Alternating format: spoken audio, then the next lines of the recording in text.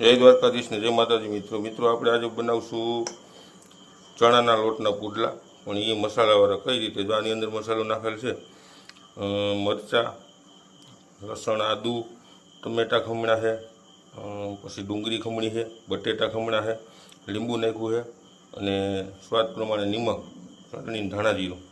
હવે જો આપણે નોન ટીક મૂકી દીધી છે, નોન ટીકમાં થોડુંક તેલ નાખી અને આપણે મસ્ત પુડલા બનાવશું.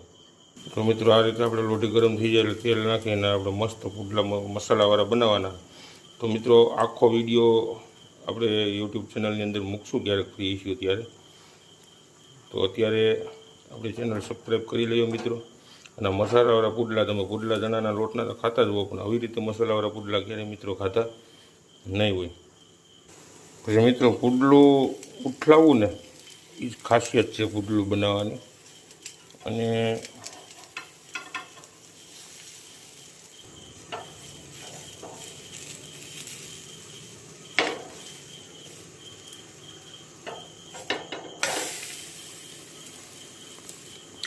આ મિત્રો આપણું પુડલું તૈયાર.